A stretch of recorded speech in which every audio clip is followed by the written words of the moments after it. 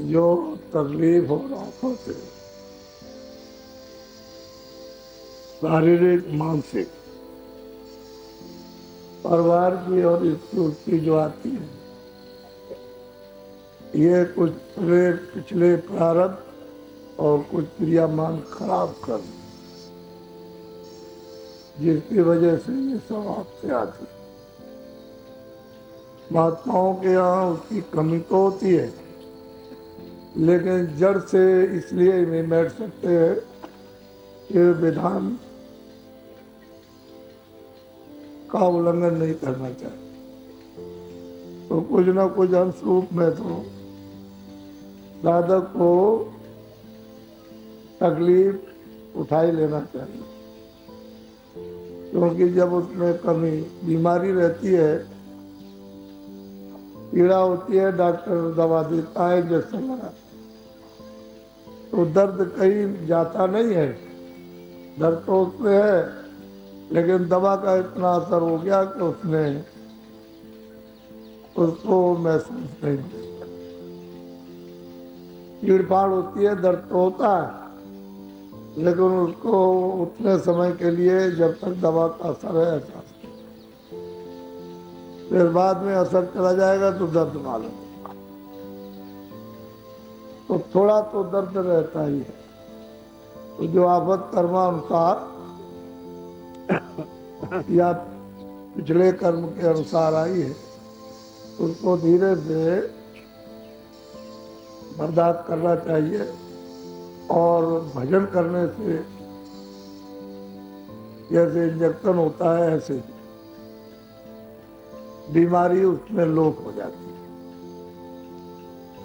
दर्द एहसास नहीं होता। लेकिन जब तुम भजन करोगे ही नहीं, उसकी तरफ मुड़ोगे ही नहीं, तो ये आफत तो है ही, क्योंकि कर्म तो कोई अच्छे है नहीं।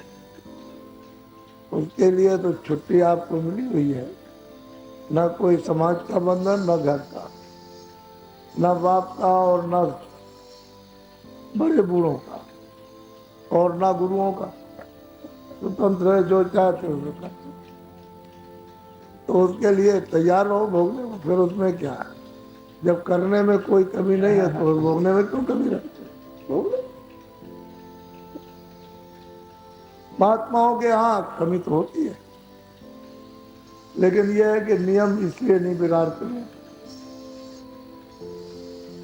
कि वो जानते हैं।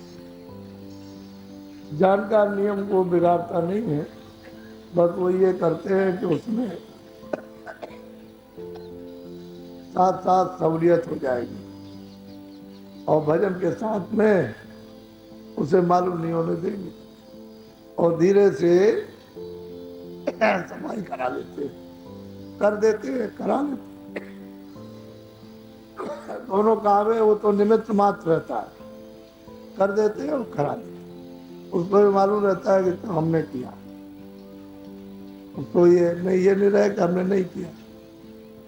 करना चाहिए निमित्त मात्र, और उनको मदद करनी चाहिए। तो तुम लोग कुछ करना नहीं चाहते, खाली चिल्लाते रहते हैं, और जो बात कहते हैं वो सुनते नहीं। मैं तो ये देखता रहता हूँ कि जो बात कहता हूँ वो सुनते ही नहीं। यानी डॉक्टर अगर दवा भी दे तो सुनोगे नहीं, तो ये बताओ कौन सी दवा खाओगे। अपनी बात ये तो हम भी जानते हैं कि तुमने सब दवा खा ली, इलाज कर लिए, पैसा खर्च किया, परेशान हुए, वहां गए वहां, तो हमको भी मालूम। लेकिन अब ये है कि वो दवा जो वो दे उसे खा लो, तब उस पर विश्वास करो कि अच्छा ठीक है, अब इसकी मतलब यह है कि काम में लिया जाए। तो महात्माओं की दवा के साथ दीवार उसमें काम होता है। तो तुम उसको पहले ही काट देते हो कि मैंने तो दवा खा ली, और मैंने तो 10 लाख रुपया खर्च किया है, 20 लाख किया, या 1 करोड़ कर दिया, तो फिर यहाँ क्या करने। यहाँ ये क्यों कहते हैं भजन करो, फिर भजन करो कहने की क्या जरूरत। और दवा अगर कुछ ये करना कहना है तो फिर जो कहे वो कर लो, वो नहीं करे अपनी पकाते रहे। आखिर तक चिल्लाते भागते रहते, चिल्लाते रहते, कोई बात नहीं सुनते। और बताओ अब इतना समय एक एक को कितना समझाया जाए, पागल हो गए। और उनको मना किया जाए कि भाई देखो ऐसा काम मत करो जिससे ये पीड़ा उठे, तो वो मानते नहीं, वो आदत पड़ी हुई है उनकी, वो घूमते। तो भिन्न भिन्न रोग तरह। हम तो कहा करते थे कि ऐसे ऐसे रोग लोगों में फैलेंगे, हम तो 25 वर्ष से चिल्ला रहे जोरों, तुम सब कहना छोड़ दिया, तुम जानो तुम्हारा काम। कहते कहते कहते तुम सुना नहीं जाओ, नहीं ये हमने कहा, हमने कि दवा कुछ नहीं कर सकते, सब दवाएं फेल हो जाएंगी, सबको खा डालना, जितना तुम्हारे पास हो वो करते हैं, तो कोई असर नहीं। और वही बात हो, तो ये है कि बात एक ही बात में सब कुछ, 100 बातें सुनाई तो क्या मानो, कौन सी बात मानो, एक बात उसको पकड़ बस, अब उसी में सब झटका लटका ठीक हो जाए।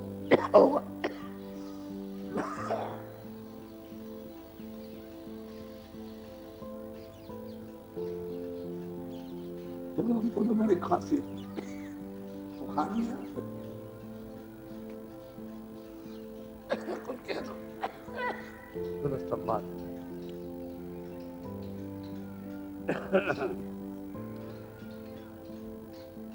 खोलो चलने, खोलो ना उसको खोलो ना, सुनाई दे। अच्छा ये सब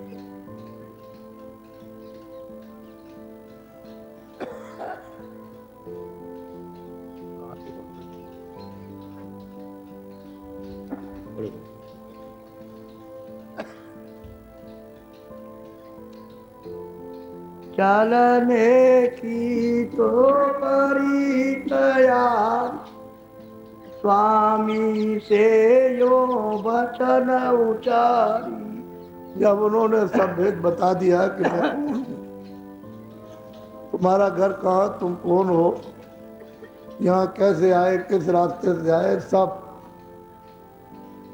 सूरत को सुनाया, बता दिया,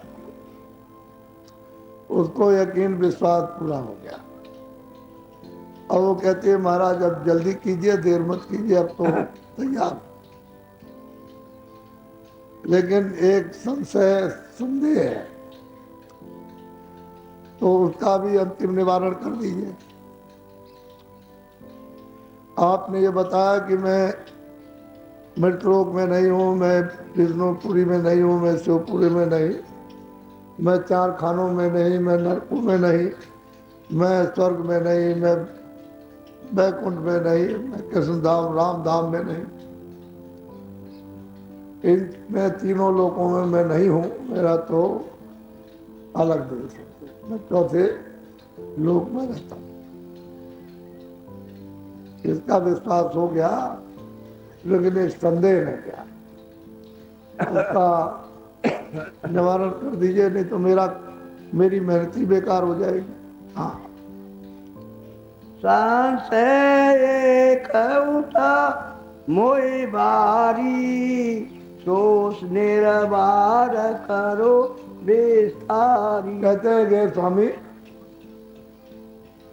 अब जो संशय उठ गया उसका विस्तार के साथ निवारण कर दीजिए, ताकि हमको ये भी यदि शंका और संदेह चला जाए, नहीं तो फिर बना रहेगा, तो फिर मेहनत पूरी नहीं कर पाएंगे। बोलो।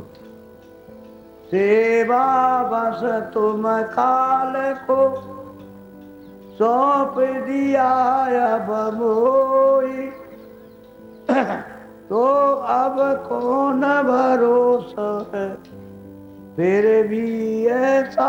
अब सूरत कहती है कि स्वामी आपने काल ने आपकी सेवा की, तपस्या की, आपको प्रसन्न कर लिया, और आपने उनकी उस प्रसन्नता में मुझको उसे सौंप दिया। आप आए आप जगाने के लिए, चिताने के लिए कि भाई तुम्हारा ये घर नहीं है, ये परदेश है और यहाँ से यहाँ नाना प्रकार की तकलीफ है और तुम्हारा देश इतनी दूर है, उसका रास्ता ही है। तो अगर मान लीजिए मैं मेहनत करूं और वहां पहुंच जाऊं तो आप मुझे फिर सौंप देंगे काल को। अब ये क्या भरोसा, क्या विश्वास है, क्योंकि आपकी मौज हो गई तो आपने दे दिया। यहाँ तो बहुत तकलीफ है, बहुत परेशानी, पीड़ा, चिल्ला रहे, कोई सुनवाई नहीं होती, और फिर मैं वहां पहुंच गया तो मुझे फिर हवाले कर देंगे, तब मुझे और मारेगा और मेरे साथ सख्ती होगी बहुत प्यार से और सबके लिए। वो पूछ रहे हैं कि जी अगर मेहनत करें तुम्हें, अब भरोसा, अब विश्वास क्या है, आप फिर मुझे दे दें, ये विश्वास हो गया कि ले जाएंगे और पहुंचा देंगे, लेकिन फिर दे दिया तो उत्तर दे रहे हैं। बोलो। तब स्वामी हंस कर यूं बोले, कहूँ वचन में तुमसे को। अब उन्होंने उसको समझाया प्रेम से प्रसन्न होकर के, कह रहे सूरत तू दोनों आंखों के पीछे बैठी हुई है और बहुत दिन तुझे हो गए यहाँ, लेकिन अब खोल करके तुझे हम समझा दे, बता दे, अब उसको तू ध्यान से सुनने। बोलो। जान बूझे हम लीला ठानी, मौज हमारी हुई सोने बानी। अब वो कहते हैं कि सूरत हमने जो कुछ भी जो किया उस जान बूझ के किया, अनजान में अज्ञान में नहीं किया। ये जो लीला की, जो विस्तार किया है, जो अपने से अलग किया है काल को, और उसने तपस्या की है और उस प्रसन्न करके जो मांगा है, तो हमने जानबूझ के रचना, अनजान में नहीं किया। ये तो मेरी मौज हुई और मेरी मौज को कौन टाल सकता है। मैंने ये विस्तार किया जानबूझ करके। बोलो। काल रचा हम जान बूझ कर, बिना काल नहीं खौफ। अब कहते हैं कि हमने जो भी काल को यहाँ भेजा तो जानबूझ करके समझ के भेजा, क्योंकि बगैर उस काल के जीव को खौफ नहीं होगा, डर से आएगा, क्योंकि ये मसाला सब जाएगा, बाहर गया, वहां तो मसाला अब है रहेगा, है नहीं, सब उसने मसाला अपने यहाँ से निकाल दिया, उसके सबसे नीचे सतह में था, यानी जितना भी रचना थी उसके नीचे ये सब था, आया सब वही से। तो उन्होंने इसको जब वो रचा उन्होंने तो ये मसाला सब दे दिया, वहां निकाली तो कोई मसाला किसी तरह का नहीं। अब हमने समझ बूझ करके कहते रचा, और मतलब यह है कि काल को तुम्हारे सुपुर्द कर दिया, दे दिया मैंने तुमको। दूर कदर जाल नहीं बिना काल के। कहते हैं कि दयाल की कदर बगैर काल के नहीं। जब वो शक्ति करेगा तो आप उस दयाल की शरण में जाएंगे, वैसे नहीं जा सकते। जी वो मारता ना, बीजे मार तमाचा बच्चे के मारती है, तो उसको और कोई बुलाए कितना भी प्यार करे उधर नहीं जाएगा, उसी के पीछे दौड़ेगा, मारेगी दौड़, उसी के पीछे दौड़ता है, तो वही मारती है फिर उसी के पीछे दौड़ता है, तो उसी तरफ को आप दौड़ रहे हो, उसको मार भी रहा, पीड़ा भी दे रहा, दर्द भी दे रहा, काट भी रहा, शक्ति दे रहा, सजा दे रहा, तरह तरह की बात बात के विरोधी भागे जा रहे। तो कहते हैं कि बिना काल के दयाल की तरह इधर शक्ति करेगा तो आप दयाल की तलाश करें। बोलो। मौज उठी तब अस दयाल के। अब वो मौज हो गई जो, तब ये रचना हुई, बिना मौज के नहीं। तो जीवों को दिया और काल को पहले भेजा, उन्होंने तब किया, कोई एक युग नहीं किया, कितने अनगिनत युग बीत गए, जो इन कागजों पे गिनती है ही नहीं, इतने युग बीत गए, तब वो तपस्या करते रहे अखंड, तब जाकर के वो प्रसन्न हुए, तो तब ये दिया, तब मसाला दिया, नहीं तो रचना हो ही नहीं सकती। अगर मसाला नहीं देते, कारण और सूक्ष्म और लिंग और स्थूल तो कोई रचना यहाँ नहीं रहती। मसाला दिया तभी खाली भेज देते तो कुछ नहीं, सब नीचे को उतार दिया गंदा गंदगी को। ये सब मोटा खोल है, जड़ ये वहां नहीं जाएगा। उसके लिए उन्होंने सीमा रखी है कि इसके आगे नहीं जा सकता।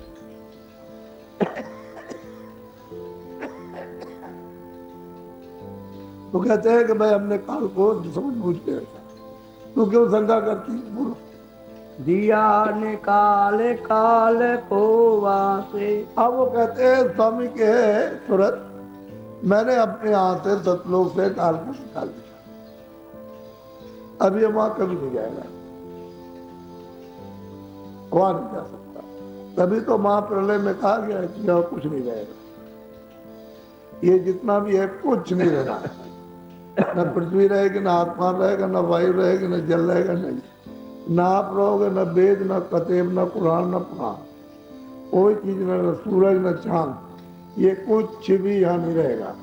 और इसके बाद में स्वर्ग और वैकुंठ, ब्रह्मा विष्णु महादेव, 33 करोड़ देवता, 9 करोड़ दुर्गा, 10 करोड़ शंभु, ये भी आद्या माँ शक्ति मिलेगी। और निरंजन भगवान भी नहीं रहेगी। फिर उसके ऊपर माया, वो भी नहीं रहेगी। उसके लोकों में कोई नहीं रहेगा। फिर वो ब्रह्म भी नहीं रहेगा। और उसके ऊपर प्रकृति है, वो भी नहीं रहेगी। और उसके ऊपर पुरुष, वो भी नहीं रहेगा। सबको समेट करके वो महाकाल पुरुष अपने में ऐसे चटाई की तरह से लपेट के धर लेते हैं। क्या करें? बस वो महापुरुष, उसके नीचे ही तक महाप्रलय होती ऊपर नहीं जाती। और उसके अधिष्ठाता है सोहम पुरुष, भंवर गुफा में उनका स्थान है, वो वहाँ उनके नाके ही तक होती है, उसके आगे नहीं जाती। और सतलोक तो बहुत दूर है, कहते हमने उनको वहां से निकाल दिया। और वहां आप कोई दखल नहीं है, ना वहां नहीं जा सकते, देश निकाला कर दिया। तुम चलो हमारे साथ, बस वहां चलो, चलो पहुंचो। बोलो। मैं समर्थ हूँ सब विधि जाने, वचन मोर तू। अब वो कहते हैं गुरु महाराज, वो महापुरुष जो आए जगह में, कहते हैं मैं समर्थ हूँ, सब प्रकार से तुम मुझको समर्थ हो, और वचन मेरा मान ले, मैं तुझे ले चलूंगा। और जादू फिर कभी नहीं आना, यहाँ कभी आएगी नहीं। इसी को कहते हैं जीवन मुक्त हो जाते सदा के लिए, फिर कभी लौट करके आती। एक बार पहुंच जाए बस। अब की बार वो नियम है कि अब की बार वहां पहुंच जाओ, और रचना का बिगाड़ना मंजूर नहीं। ये भी मालिक को मंजूर नहीं कि रचना बिगाड़ दी है।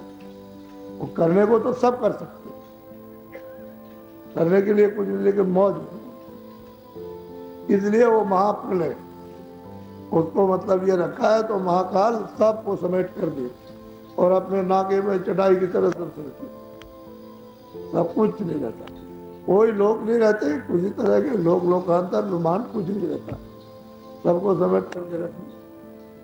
उनका मतलब ये है कि नाका है वहीं तक, बस वहां तक महाप्रलय जाती है। बाकी प्रलय तो होती रहती है बहुत प्रकार की उसके आगे।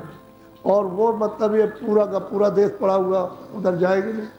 उसके आगे तो बहुत खरबों खरबों जोजन मतलब है ऊंचा, तो उसके आगे जब जाके कितने खरबों, तब सतलोक का नाका निकला। तो कहते हैं कि भाई मैंने निकाल दिया, तुम क्यों घबराती हो? उसका वहां कभी भी दखल नहीं हुआ। तुम चलो हमारे साथ, मैं समर्थ, तुम मेरा वचन मान ले। सही बात ये, वचन मान लिया, इसको पहुंचा दिया, लेकिन वो सब प्रश्न आपके लिए हो रहा। वो तो पहुंच गए, तब उसने जानबूझ करके प्रश्न किया और हमारा भी हित हो जाए, इसलिए प्रश्न कर रहे। इसको तो पहुंचा ही दिया उन्होंने। अभी तो सूरत प्रश्न करती है, नहीं तो उसे प्रश्न करना कहाँ है। जब उसने नीचे से ऊपर तक सब देखा, तो इनके लिए भी कुछ होना चाहिए था कि इनको विश्वास हो जाए उन महापुरुषों का जो आते हैं जीवों को लेने के लिए। बोलो।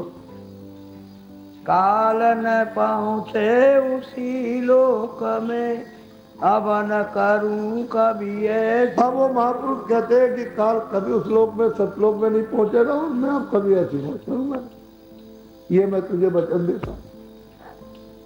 यानी उस पुरुष का और महापुरुष का वचन पक्का।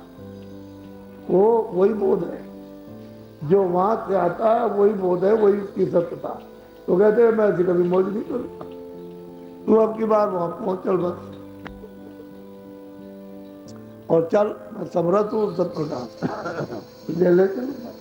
तो जी तो घूम घूम करके भाई यही मांग, ये दे दो वो दे दो, वही इसी में गिरे। और रोज दिन बीतता है, रात सबकी बीत जाती है, दिन बीतता है, समय निकल जाता है, और वही मांगते रहते। अरे भाई तुम्हारी प्रारब्ध में जो जो तुमने किया उसका तो उसने लिख करके रख दिया, अब आपको रोज रोज मिलता रहेगा जो तुम्हारी प्रारब्ध में रखा हुआ रोज इस शरीर की रक्षा के लिए।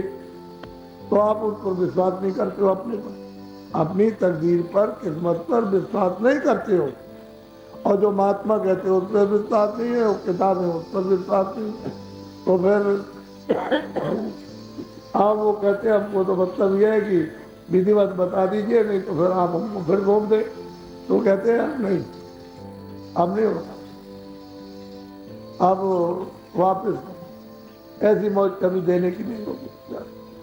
चलो एक बार यह मौज जरूर, अब मतलब नहीं। अब हम आपको कहते हैं कि भाई एक बार तो मौज हो गई, क्योंकि ये सब गंदगी को निकाल करके अलग करना था, इसलिए एक बार तो ये मौज हो गई। अब एक ही बार हुई, अब मौज नहीं। तो चल अपने घर में, अपने देश में, और तुझे रास्ते से ले चलेंगे, सब देखती चलना। तो देखती जा रही है, लेते जा रहे, देखती जा रही है, पहुंचा दिया। तब इतना ऊंचा ये प्रश्न कौन करता है, और उसको कौन जवाब देता है? जो जानेगा वही जवाब देगा, दूसरा कौन जानेगा? बोलो। तू शंका मत करे अब चित्त में, चलो देश हमारे। अब वो कहते हैं महापुरुष के हे सुरत, तू यहाँ चिंता किसी तरह से चित्त में मत कर, चिंता चल हमारे देश में, जहाँ तेरा आज का देश था, और सुख करे ना, वहाँ कोई झगड़ा झंझट, कोई काल, कोई निकालना, ये वहाँ कुछ नहीं, सब तरह की पूर्ण आ जाती है। सुख तेरा वहाँ किसी तरह का भी नाम निशान नहीं। तो सोने कर सोराते मगन होई बोली, निश्चय किया वचन हम। अब सूरत कहती है कि बस हमने खूब अच्छी तरह से अब सुन लिया, और हमको ये निश्चय और विश्वास हो गया कि अब ऐसी मौज नहीं होगी। तो ये सब जीवों के लिए, ये जीव बेचारे उनको क्या पता कि कौन सा देश है, किस रास्ते से जाना, किससे जाना। यही भजन जो बताया, अगर आप लक्ष्य कर लो, क्या नहीं पा सकते। तुम्हारे दरवाजे पर वो गड़ा हुआ है खजाना, और बीजक के महात्माओं के बीजक है, अगर इनको जान ले तो क्या नहीं पा सकता, सब कुछ पा सकता। और तुम चलने के लिए तैयार नहीं होते, चलने के लिए तैयार नहीं होते। कितना जगाया जाए, कितना समझाया जाए, कितना बताया जाए, संसार के दुख भी बताए जाए, यहाँ जन्म मरण भी, लेकिन कुछ नहीं। मतलब ये बस उसके बाद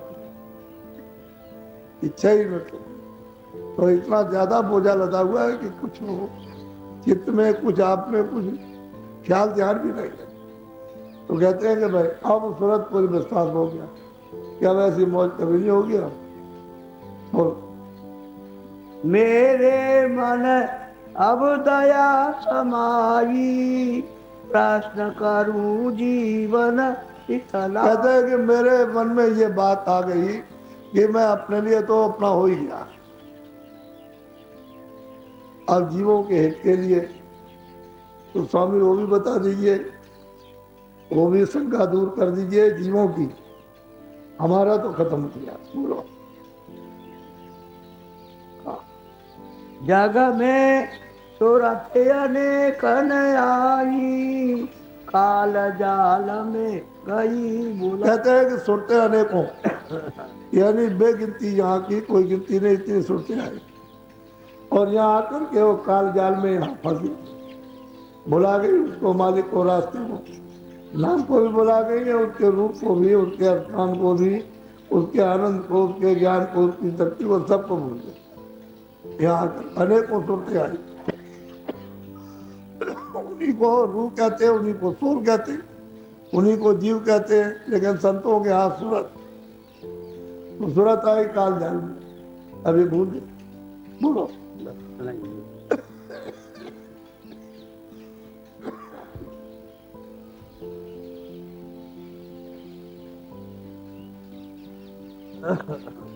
बोलो जय गुरुदेव।